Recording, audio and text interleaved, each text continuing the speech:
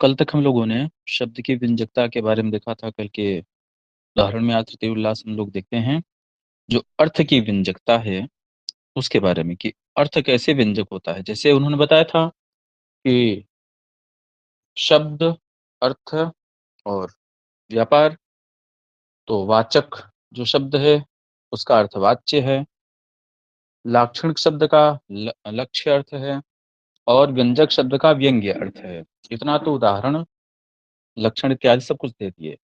उसके बाद भी उन्होंने कहा था कि अर्थ व्यंजक तोच्यते, आगे कहेंगे कि अर्थ भी व्यंजक होते हैं, वाच्य अर्थ भी व्यंग्यार्थ देता है, लक्ष्य अर्थ से भी व्यंग्यार्थ आता है, व्यंग्य अर्थ से भी व्यंग्यार्थ आता है।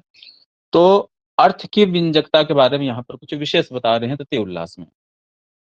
तो चलिए हम लोग देखते हैं। अर्थाः प्रोक्ताः पुरा तेषाम्, पुरा तेषाम् अर्थाः प्रोक्ताः। पीछे के जो उल्लास हैं उनमें अर्थ को बता दिया गया है। तेषाम, तेषाम के शाम वाचक लाक्षण व्यंजका नाम, वाचक लाक्षण को जो व्यंजक हैं उनके अर्थात वाच्य अर्थ, लक्ष्य अर्थ, व्यंग्य अर्थ को बता दिया गया है। तो अब क्या करेंगे, तो कह रहे हैं कि अर्थ व्यंजक तो उच्यते, अर्थ व्यंजकता उच्यते। अब अर्थ की व्यंजकता के बारे में बता रहे हैं कि अर्थ भी व्यंजक होता है। कैसे होता है, कीदृशी, कैसे अर्थ व्यंजकता होती है, तो इति आह, इसके बारे में अब आगे बता रहे हैं। तो अगली कार्यक्रम कह रहे हैं कि वक्तृबोधव्य काकूनाम वाक्य वाच्यान्य सन्निधेः प्रस्ताव देश कालादेर वैशिष्ट्यात् प्रतिभाजुषाम योऽर्थस्यान्यार्थधी हेतुर व्यापारो व्यक्तिरेव सा। देखिए अब यहाँ पर 10 विशेष बातें बता रहे हैं कि 10 की विशेषता से, जो यहाँ दिखे तृतीय उल्लास में केवल वाच्यार्थ की व्यंजकता बताएंगे, लक्ष्यार्थ और व्यंग्यार्थ की व्यंजकता हमें अपने समझनी है, आगे लास्ट में यहाँ पर कहेंगे। तो इनकी विशेषता से, यह जो है इन 10 की विशेषता से अन्य अर्थ का जो बोध होता है वह व्यंजक होता है, वह व्यंग्यार्थ होता है।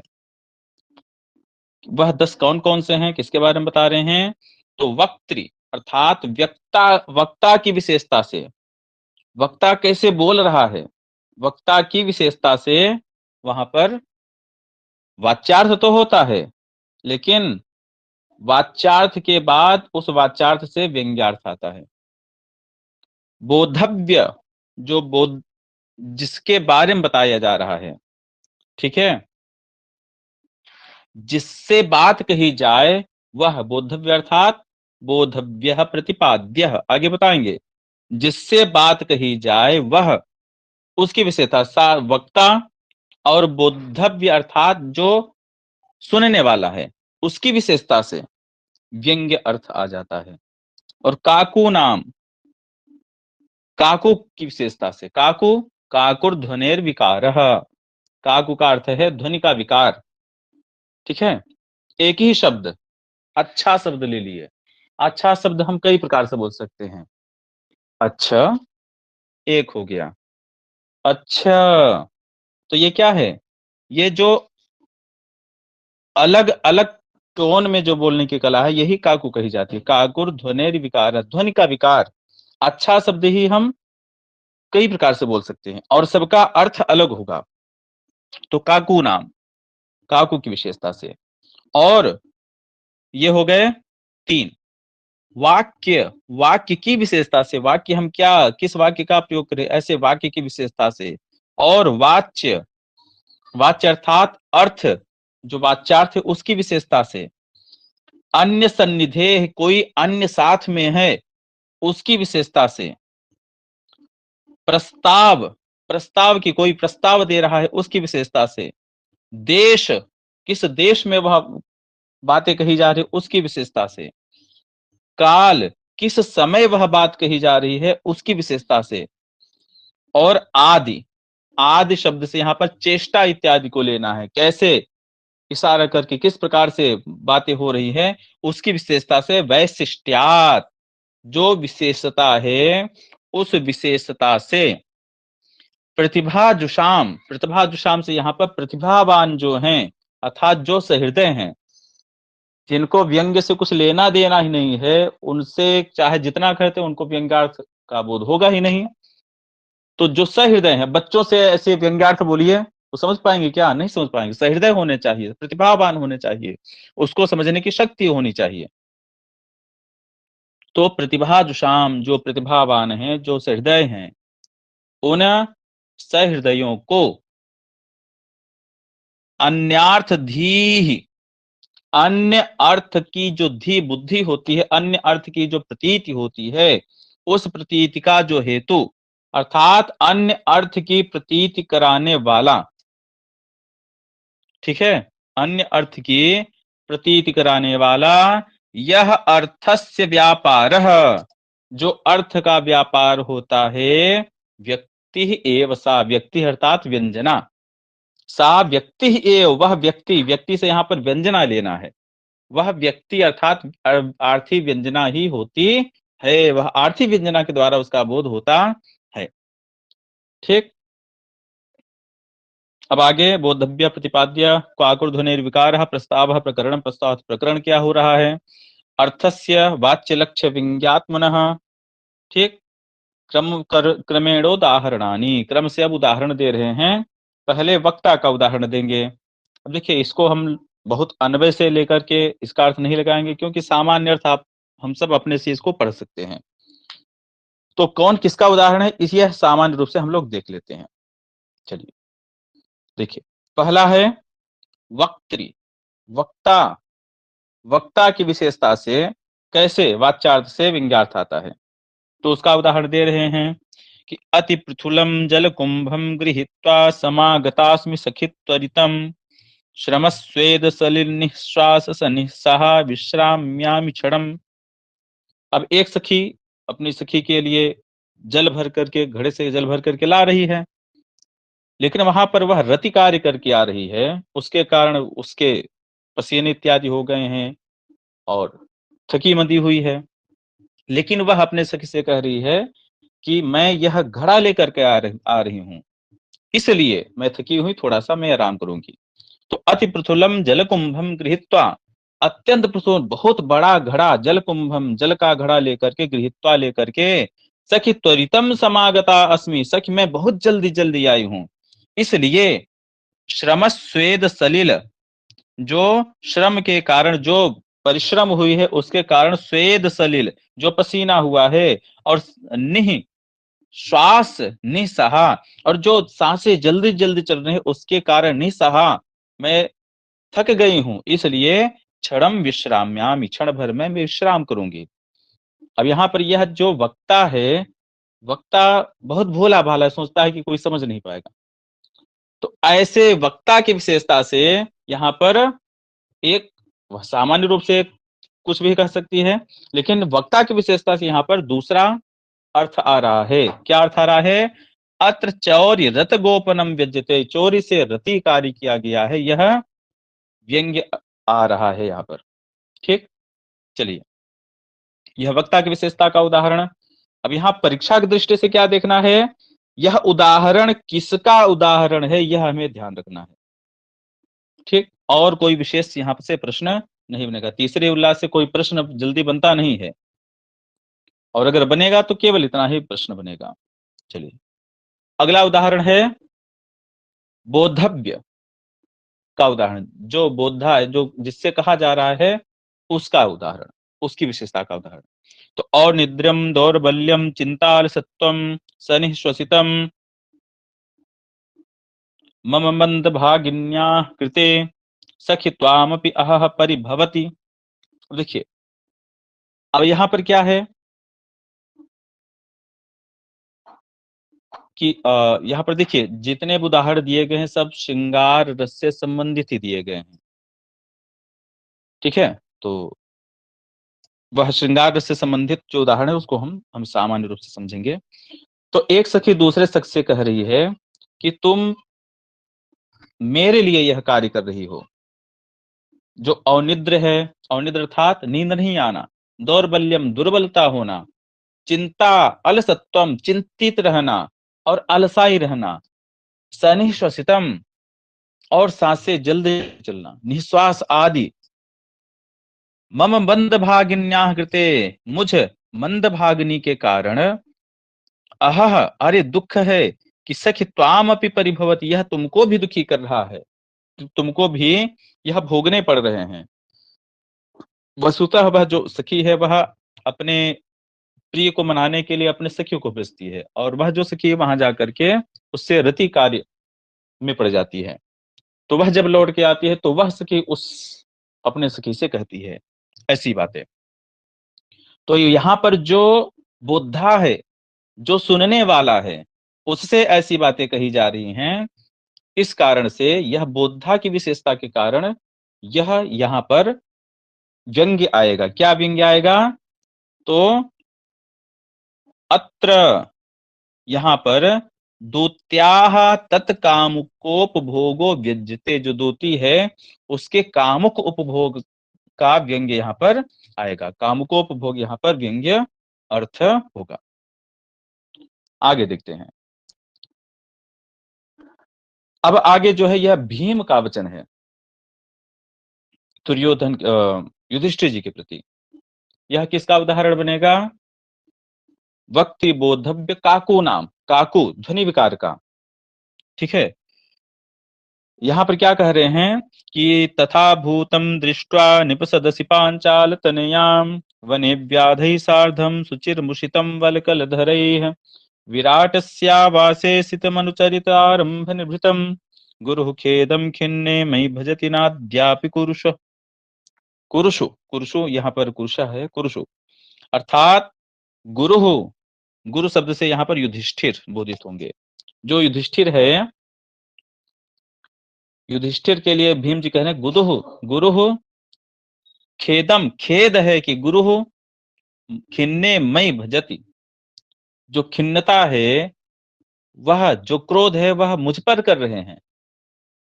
नाद्याप कुरुषु, आज भी वह कौरवों पर क्रोध नहीं कर रहे हैं, मेरे ऊपर नाराज होते हैं। भीम ने कुछ अपशब्द कह दिए दुर्योधन इत्यादि के लिए गुस्से में, तो वह भीम को डांटने लगे। तो वहां पर अब भीम जी कहते हैं कि वने व्याधि सार्धम सुचिरम उषितम बलकल धरैः विराटस्यावासे स्थित मनुचरितारंभ निर्भितम। कह रहे हैं कि जो पांचाली है उसकी उस अवस्था में क्या हुआ, उस अवस्था में देखकर फिर वन में वलकल धारण करके चिरकाल तक व्याधुक साथ रहे। सुचिरम वलकल धरे उषितम, जो वलकल धरे हैं अर्थात वन में रहे, फिर भी विराटस्यावासे स्थितम अनुचरितारंभ निर्वृतम, फिर भी विराट के घर में अनुचित कार्यों को करके छिपे रहे। ठीक है, इतना हमने मतलब कि हम वन में भी रहे और विराट के घर में एक राजा होकर के हम सेवक बनकर रहे। इसके बाद भी जो गुरु हैं, जो युधिष्ठिर हैं, जो हमारे स्वामी हैं, वह हम पर क्रोधित हो रहे हैं, कौरवों पर नहीं। यह वाच्यर्थ है। और यहाँ पर काकू हम पर ही क्रोधित होते हैं, उस पर नहीं क्रोधित होते हैं, ऐसे थोड़ा सा गुस्से में। तो यहाँ पर क्या है, ध्वनि का विकार हो गया। तो यहाँ पर व्यंग्य क्या आएगा? अत्र मयि न योग्य खेदः, हमारे ऊपर खेद करना, क्रोध करना उचित नहीं है। पुरुष तो योग्य, कौरवों पर यह जो क्रोध है उन पर करना योग्य है। इति काक्वा प्रकाशते, यह काव्य के द्वारा प्रकाशित होता है। अब यहाँ पर बात कोई अन्य हैं जो कि इस पर आक्षेप करते हैं कि यह गुणीभूत व्यंग्य का उदाहरण है, यह उत्तम काव्य का उदाहरण नहीं है। फिलहाल यह जो उदाहरण दिया गया है यह काव्यों के विषय में दिया गया है, गुणीभूत व्यंग्य और उत्तम काव्य के उदाहरण नहीं है। तो यह कोई यहाँ पर बात नहीं, लेकिन किसी ने आक्षेप किया तो यहीं पर उन्होंने उनका उत्तर दिया कि वाच्य के सिद्धि में अंग मात्र है यह उदाहरण, इसीलिए गुणीभूत व्यंग्य का भी ऐसा नहीं शंका करनी चाहिए। ठीक है, ऐसा करना नहीं चाहिए। कुछ यहाँ पर प्रिंट मिस्टेक हो गया है। प्रश्न मात्रेणापि काकोर विश्रांति, यह छूट गया है कि प्रश्न मात्र से ही काकों की विश्रांति हो सकती है, लेकिन वहां पर नहीं हुआ, व्यंग्य भी हमने ग्रहण किया ऐसा। चलिए अगले उदाहरण में हम लोग चलते हैं।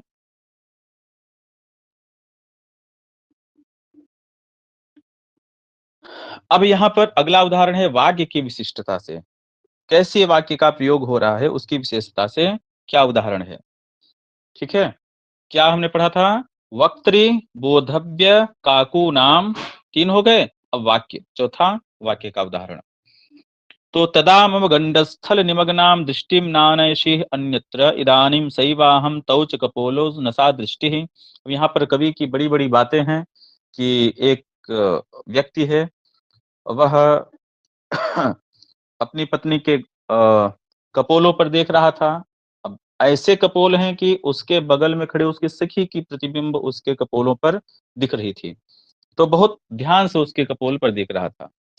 लेकिन जब वह उसकी सखी चली गई तो उस कपोल पर उसकी दृष्टि नहीं पड़ रही है, नहीं देख रहा है। तो उसकी पत्नी कहती है कि तदा, उस समय जब हम सब साथ में थे, हमारी सखियां साथ में थी, तो मम गंडस्थल निमग्नाम दृष्टिम, दृष्टिम का उदाहरण है मम गंडस्थल निमग्नाम, मेरे गंडस्थल पर, गालों पर स्थित जो आपकी दृष्टि है, अन्यत्र नानयशी ही, अन्यत्र नहीं ले जा रहे थे। और इदानीम, अभी, सा एव अहम, मैं भी वही हूं, तौच कपोलो, वही मेरे दोनों कपोल हैं, नसा दृष्टि, लेकिन तुम्हारी दृष्टि वैसी नहीं है, अब तुम्हारी दृष्टि यहां पर नहीं टिक रही है। यह वाक्य है, सामान्य वाक्य के द्वारा वह व्यंग्य कर रही है अपने प्रिय से। ठीक है, तो अत्र मत सखीम कपोल प्रतिबिंबताम पश्यतः, मेरे सखी को मेरे कपोल पर प्रतिबिंबित देखते हुए, ते दृष्टि न अन्यैवा भूत, तुम्हारी दृष्टि अन्यत्र नहीं जा रही थी, चलितायाम तो जाता, इति अहो प्रच्छन्न, यहां पर चलितायाम तो चली जाने पर क्या होगा, फिर यहां पर कुछ मिसप्रिंट हुआ है, चलितायाम तो तस्याम अन्यैव जाता, इति अहो, उसकी चले जाने पर, छूट गया है, तो उसके चले जाने पर कुछ और तुम्हारी हो गई है, इति अहो प्रच्छन्न कामुकत्वम ते, तुम प्रच्छन्न कामुक हो, इति विद्यते, ऐसा व्यंग्य यहां पर आता है। अब अगला उदाहरण दे रहे हैं, वाक्य का हो गया, और यहां पर जो अगला उदाहरण है वो वाच्य का उदाहरण होगा।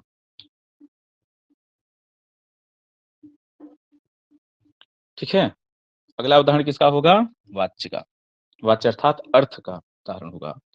उद्देश्योऽयं सरस कदली श्रेणी शोभातिशायी, कुंजोत्कर्षांकुरित रमणी विभ्रमो निर्मदायाः, किंचै तस्मिन् सुरत सुहृदस्तन्वितेवान्ति वाता, येषामग्रे सरति कलिता कांडकोपो मनोभूः। अब यहाँ पर एक व्यक्ति अपनी प्रिया से कहता है कि यह जो नर्मदा का तट है, यह अत्यंत मनोहर है, अर्थ आप लोग पढ़ लीजिएगा। ऐसा वह वहां पर, यहाँ पर ऐसी ठंडी हवा बहती है कि कामुकता को बढ़ाने वाला। ठीक है, मनोभूः, मनोभूः कलिता कांड कोपो। ठीक है, जो मनोभू है, जो कामदेव है, वह कामदेव बाण को आगे करके यहाँ पर स्थित होता है, ऐसा अर्थ यहाँ पर देते हैं। तो अत्र रतार्थम प्रविश इति व्यंग्यम, यहाँ पर अर्थ से क्या आ रहा है, उसने ऐसा तो वाच्य कहा, अर्थात वहां की, अगर हम केवल वाच्य अर्थ को लें, केवल वहां की बड़ाई हो रही है और तो कुछ नहीं है। लेकिन अर्थ से अर्थ क्या आ रहा है, व्यंग्य अर्थ क्या आ रहा है, रतार्थम प्रविश, रथ के लिए यहां पर चलो, ऐसा व्यंग्य आ रहा है। अब वाच्य की विशिष्टता के बाद अब अगला दे रहे अन्य की सन्निधि की विशिष्टता, अर्थात जो कहने वाला व्यक्ति है उसके पास में कोई स्थित है। अब जैसे हमें किसी को कुछ कहना है, किसी को कोई बात कहनी है, और वह बात किसी अन्य के सामने हमें कहने में संकोच हो, हम नहीं कह पाए उस बात को, तो हम किसी दूसरी भाषा में, कोड वर्ड में उस बात को कहते हैं। ठीक है, तो यहीं पर कोड वर्ड की भाषा, ऐसा समझिए। अन्य सन्निधि की विशिष्टता से, अन्य सन्निधि के कारण वह बात वह नहीं कह पा रही है, दूसरी भाषा में कह रही है।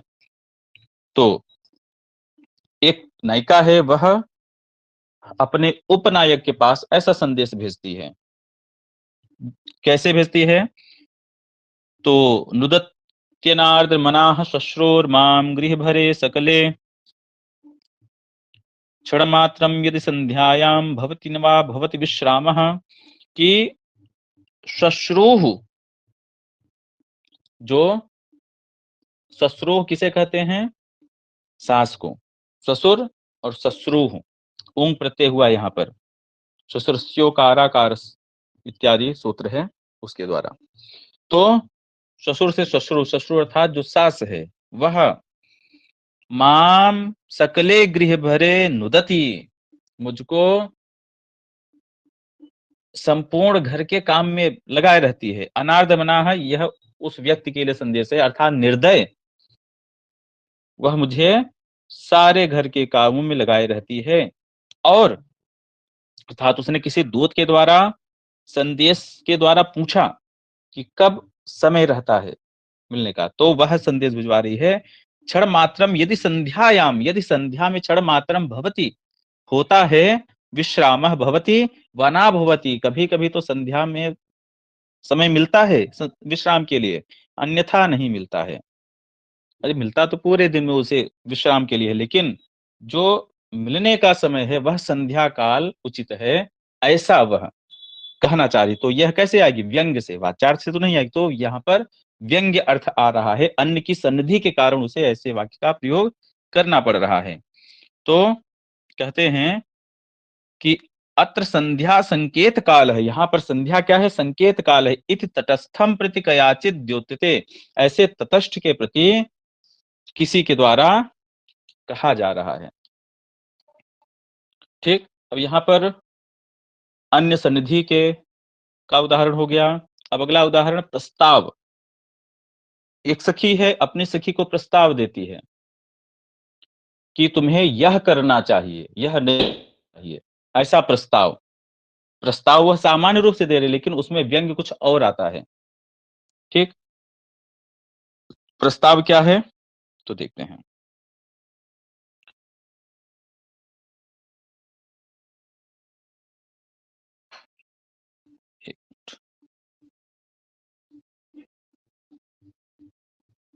देखिए प्रस्ताव क्या है? श्रूयते समागमिष्यति तव प्रियोद्य प्रहर मात्रेण एवमेव किमिति तिष्ठति सखी तत्सखी सज्जय करणीयम। श्रूयते, अरे मैंने सुना है कि तव प्रिय, तुम्हारा जो प्रिय है, अर्थात उसका प्रिय कहीं बाहर गया था, प्रवास पर, प्रवास मतलब विदेश में गया था, और अब बहुत दिन बाद वह आने वाला है। तो तव प्रिय, तुम्हारा जो प्रिय है, प्रहर मात्र समागमिष्यति, प्रहर मात्र में ही लौट रहा है। और वह जो नायिका है जिसके प्रति यह करी, वो किसी अन्य अपने उपनायक के पास जाना चाह रही है।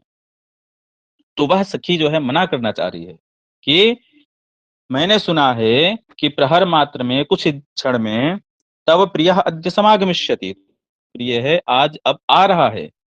एवमेव किमति तिष्ठति, अरे तुम ऐसे क्यों बैठी हो? तत् सखी करणीयम सज्जय, जो करने योग्य है उसको करो। यह तो सामान्य अर्थ है कि सुना है तुम्हारा जो प्रिय है वह आज आ रहा है, जो करना हो वह करो, अर्थात उस तैयारी करो, उसके स्वागत की तैयारी करो, इत्यादि इत्यादि। लेकिन यह तो वाच्यार्थ है। लक्ष्यार्थ क्या है? वह जो जिसके प्रति वह कह रही है, वह कहीं अपने उपनायक के पास जा रही थी, वह मना करना चाहती है। यह यहाँ पर व्यंग्य आता है। वही कह रहे हैं, अत्र उपपतिम प्रत्यभिसर्तुम प्रस्तुता न युक्तम, तुम उपपति के पास जाना चाह रही, यह न युक्तम, यह युक्त नहीं है। इत कयाचिन निवारित, यह किसी सखी के द्वारा निवारित किया जा, मना किया जा रहा है। यह यहाँ पर प्रस्ताव दे रही ना कि तुम जो करने योग्य काम हो वह करो। ये इस प्रस्ताव के कारण यहाँ पर व्यंग्य आ रहा है, प्रस्ताव की विशेषता के कारण। तो यहाँ पर व्यंग्यार्थ हो जाएगा प्रस्ताव के द्वारा।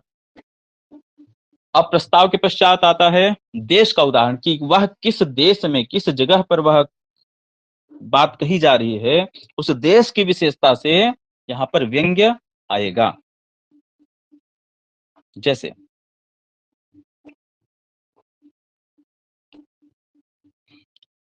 जैसे कहें जैसे यदि हम अभी यहाँ पर अम, उत्तर प्रदेश से जाएं कश्मीर में, और कश्मीर में जाकर कहें यार बहुत गर्मी लग रही है, तो क्या उस देश के कारण वहां पर व्यंग्य क्या आएगा? गर्मी नहीं, बहुत ठंडी लग रही है, ऐसा वहां पर व्यंग्य आएगा। तो देश किस जगह पर वह बातें कही जा रही है, यह व्यंग्य का कारण होगा। तो इसका उदाहरण, देश का उदाहरण दे रहे हैं कि अन्यत्र योयम, ठीक है यही है, अन्यत्र योयम कुसुमावचायम कुरुद्धमत्रास्मि करोमि सख्यः नाहं हि दूरं भ्रमितुं समर्था प्रसीदतायं रचितोऽञ्जलिर्वः। अब एक सखी अपने सखियों से कह रही है कि अन्यत्र यूयम, आप सब जो है तुम सब, अन्यत्र कुसुमावचयम कुरुध्वम, कहीं और जा करके फूल तोड़ लो, सख्यः अत्र करोमि अस्मि, मैं यहां पर कर रही हूं, अर्थात मैं यहां पर फूल तोड़ रही हूं। नाहम ही दूरम दूरम भ्रमितुम समर्था, मैं दूर जाने में समर्थ नहीं हूं। प्रसीदत, तुम सब प्रसन्न हो।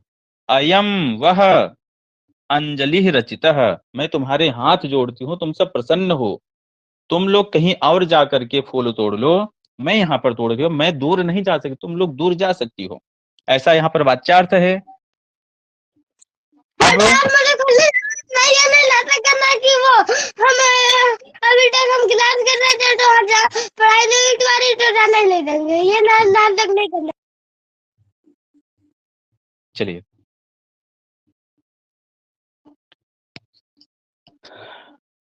देखिए, तो यह सामान्य अर्थ है। अभी वह जो सखी है वह कहां पर कह रही है, वह एकांत में जाकर के ही, किसी किनारे एकांत में जाकर के यह बातें कह रही है। अरे अगर तुम भ्रमण में समर्थ नहीं तो यहां तक कैसे आई, किसी किनारे कैसे गई, एकांत में कैसे गई?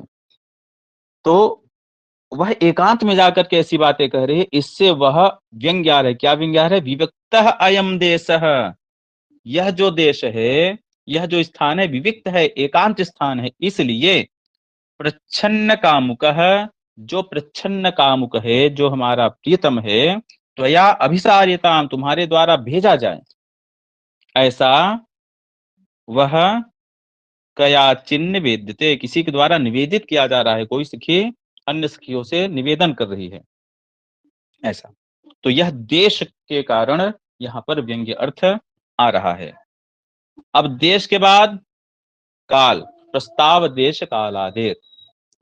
तो काल की विशेषता, काल अर्थात किस समय वह बातें कही जा रही हैं, उस समय के कारण यहां पर व्यंग्य आएगा। जैसे अगला उदाहरण है,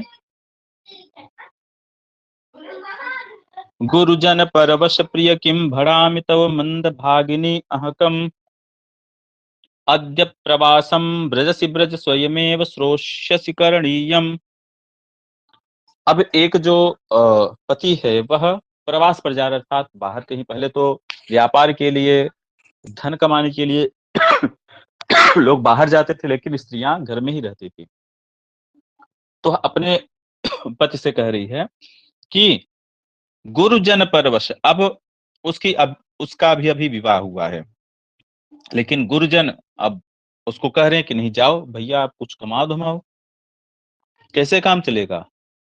अब गुरुजन परवश, गुरुजन के परवश होकर के, गुरुजनों के परवश, हे प्रिय, प्रिय का विशेषण है गुरुजन परवश, दोनों संबोधन वचन के रूप हैं। गुरुजन परवश प्रिय, गुरुजनों के परवश अधीन हे प्रिय, मंद भागनी अहकम, अहकम अहम ले लीजिए, मंद भागनी मैं मंद भागनी तब किम भड़ामी, तुमसे क्या कहूं, तुम जाना चाह रहे हो तो अद्य प्रवासम ब्रजसी, यदि तुम प्रवास पर जाना चाहते हो ब्रज तो जाओ। करणीयम स्वयमेव श्रोष्यसि, तुम स्वयं जो करना है सुनोगे। ठीक है, तुम स्वयं जो करना है सुनोगे। जाना हो जाओ, लेकिन स्वयं कुछ अभी सुनोगे तो तुम्हें क्या करना चाहिए। अर्थात वह रुक नहीं रहा है, जाना चाह रहा है। तो यहाँ पर यह तो सामान्य अर्थ हुआ, लेकिन वह किस समय ऐसी बात कह रही है, ऐसे समय जबकि वसंत का समय चल रहा है, वसंत काल। ठीक है, तो वसंत काल में ऐसा कह रही है, तो इससे व्यंग्य क्या अर्थ आ रहा है, क्षम्यता। अत्र अद्य मधु समय यदि व्रजसे, आज यदि इस समय मधु समय में, मधु अर्थात वसंत काल में यदि आप जा रहे हैं ब्रजसी, तद अहम तावद न भवामी, तो मैं अब रहूंगी नहीं, अर्थात मृत्यु तुल्य कष्ट होगा हमें। तावद न भवामी अर्थात जैसी ही तुम जाओगे वैसे ही मृत्यु तुल्य कष्ट हमें होगा, और लौट कर आओगे। तब तू न जानामी, मैं तुम्हारी गति नहीं जानती हूँ। इति विद्यते, मैं तुम्हारी गति नहीं जानती हूँ कि क्या होगा। अब तुम वहां जाओगे, यहाँ से कोई संदेश जाएगा कि ऐसा ऐसा हो गया, तो क्या करोगे ये मैं नहीं जानती, लेकिन अगर जाना हो तो जाओ। यह जो है काल, यह मधु समय में ऐसा, वसंत समय में ऐसा कहा जा रहा है, इसलिए ऐसा व्यंग्य यहाँ पर आएगा। अब आदि शब्द से चेष्टा को लेना है। ठीक है, आदि शब्द से क्या लेना है, चेष्टा। आदि ग्रहणादेह, आदि ग्रहणात चेष्टादेह, आदि ग्रहण से चेष्टा को लेना है। तत्र चेष्टा या यथा, अब चेष्टा के एक उदाहरण देते हैं, क्या देते हैं, द्वारोपांत निरंतरे महितया सौंदर्य सार श्रिया प्रोल्लास्योरुयुगम परस्पर समासक्तम समासाधितम आनीतम पुरतः शिरोंशुक मध, मधर है, मध हो जाएगा यहाँ पर, शिरो शुक मध क्षिप्ते चले लोचने वाच तत्र निवारितम।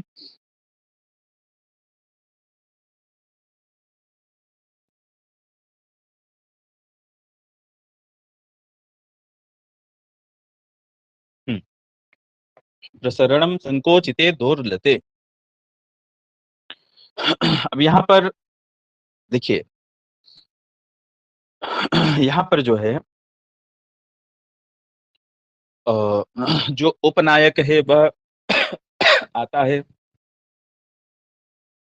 मिलने के लिए, उपनायक। और जो नायिका है वह अपने उपनायक को ऐसा संकेत करती है कि उसे पता चलता है कि यहाँ पर उसका पति भी विद्यमान है, तो वह लौट जाता है। कैसे, जैसे वह आया, अब आने पर, सामने पहुंच पर उसने घूंघट कर लिया। पहले घूंघट का अर्थ अर्थात कोई व्यक्ति है तो घूंघट कर लिया। अन्य शारीरिक चेष्टा उसने की, शरीर को सिकोड़ लिया। तो इस चेष्टा तो जब वाच्यार्थ लेंगे तो वाच्य आएगा, लेकिन व्यंग्यार्थ क्या आता है, उसका पति घर पर विद्यमान है। अत्र चेष्टया प्रच्छन्न कांति विषय आकूत विशेषो धुन्यते, यहाँ पर चेष्टा से क्या, प्रच्छन्न रूप में स्थित जो कांत विषयक है वह अभिप्राय विशेष व्यंग्य है। ठीक है, उसका पति वहां पर विद्यमान है। अब आगे कहते हैं, निराकांक्षत्व प्रतिपत्तये प्राप्तावसरतया च पुनः पुनः उदाहरिते। यहाँ पर इनका कहना यह है कि जो 10 उदाहरण इन्होंने दिए, जैसे वाक्य और वाच्य का उदाहरण वह एक में ही दे सकते थे। ठीक है, वक्ता और बोध बोद्धव्य का उदाहरण एक में ही दे सकते थे, लेकिन उदाहरण अलग अलग दिए। निराकांक्ष था, फिर भी उन्होंने अवसर प्राप्त होने पर पुनः पुनः उन्होंने उदाहरण दिया। वक्तादि नाम मिथा संयोगे द्विकादि भेदेन, अगर वक्ता इत्यादि का परस्पर संयोग हो जाए तो 2-3 भेद में भी उसके उदाहरण हो सकते हैं। अब आगे कह रहे हैं कि अनेन क्रमेण लक्ष्य व्यंग्ययोश्च व्यंजकत्वम उदाहर्यम। अब यहाँ पर जितने उदाहरण 10 उदाहरण हम लोगों ने पढ़े, ये सारे 10 उदाहरण वाच्यार्थ के उदाहरण थे, वाच्यार्थ से व्यंग्यार्थ को लाने के।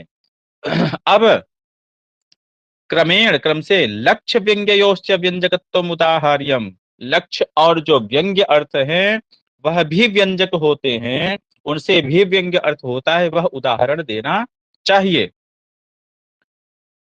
ठीक। ऐसा भी उदाहरण होता है। अब बहुत विस्तार हो जाएगा इसलिए नहीं दिया। अब जैसे शब्द की व्यंजकता में अर्थ सहायक होता है, अर्थ की सहकारिता होती है, वैसे ही अर्थ की व्यंजकता में शब्द की भी सहकारिता होती है, ऐसा यहाँ पर कह रहे हैं। शब्द प्रमाण वेद्योर्थो व्यनक्त्यर्थांतरम यतः अर्थस्य व्यंजकत्वे तच्छब्दस्य सहकारिता। अब शब्द प्रमाण वेद्य अर्थ, जो हमें वाच्यार्थ अथवा लक्ष्यार्थ जो भी अर्थ आता है वह कहाँ से आता है? शब्द प्रमाण से, शब्द से आता है। वही शब्द प्रमाण से वेद्य जो अर्थ है, अर्थांतरम व्यनक्ति, किसी अन्य अर्थ को व्यंजित करता है, किसी अन्य अर्थ को बताता है, व्यंजकत्व होता है। इस प्रकार से यतः इसलिए अर्थस्य व्यंजकत्वे, अर्थ की व्यंजकता में जो अर्थ व्यंजक है उसमें तत्शब्द सहकारिता, शब्द की सहकारिता है, शब्द भी सहकारी होता है। शब्देति नहीं प्रमाण वेद्यो अर्थो व्यंजक है। यहाँ पर शब्द प्रमाण कह दिए तो इसका मतलब ये नहीं कि अनुमान प्रमाण, उपमान प्रमाण इत्यादि नहीं लेना है। नहीं प्रमाणांतर वेद्य अर्थ व्यंजक है, अन्य प्रमाण से गम्य जो अर्थ है वह व्यंजक नहीं होता है। कि हमने धूम को देख करके अग्नि का ज्ञान कर लिया तो अग्नि क्या हो गया? व्यंजक, व्यंग्य हो गया, ऐसा नहीं करना है। किसी अन्य प्रमाण से जिस अर्थ का ज्ञान हो रहा है, अन्य प्रमाण से ज्ञात जो अर्थ है वह व्यंजक नहीं होगा, वह व्यंग्यार्थ नहीं होगा। बल्कि यहाँ पर शब्द प्रमाण का तात्पर्य केवल है, शब्द के द्वारा हमें अर्थ का ज्ञान होता है, उस अर्थ से हमें अन्य अर्थ व्यंग्यार्थ का बोध होता है, इसलिए अर्थ की व्यंजकता में शब्द की सहकारिता होती है। केवल इतना ही कहना उद्देश्य। इस प्रकार से तृतीय उल्लास सब लोगों का पूर्ण हुआ। कल से अब विशेष कक्षा चतुर्थ उल्लास की। ठीक है। हमारा जो ये काव्य प्रकाश है, परीक्षा की दृष्टि से द्वितीय, प्रथम, द्वितीय और चतुर्थ उल्लास, जहां तक रस प्रकरण है, रस के बारे में जो 4 मत प्रस्तुत हुए हैं, वहां तक का जो विषय है वह परीक्षा की दृष्टि से पढ़ना बहुत ही आवश्यक है। पहला उल्लास, दूसरा उल्लास लक्षणा, लक्षणा से प्रश्न अवश्य आता है प्रत्येक परीक्षा में। प्रथम उल्लास, द्वितीय उल्लास और चतुर्थ उल्लास जो रस के बारे में बताया गया है, वहां तक बहुत ही विशेष बात है। उसमें भी जो रस के बारे में बताया गया है वह बोध समझने में थोड़ी सी कठिनाई होती है। अन्य उल्लास की जो बात है वो हम अपने से पढ़ भी सकते हैं, लेकिन जो 4 मत प्रस्तुत किए गए हैं उन 4 मतों को समझना थोड़ा सा कठिन होता है। हम बताने का प्रयास करेंगे। तो कल से जो कक्षाएं होगी वह विशेष होगी। अब आज की कक्षा में ये किसी का कोई प्रश्न रह गया हो अथवा कोई बातें हो किसी की हमसे छोड़ गया हो, कोई कहना चाहता हो तो अभी कर सकते हैं।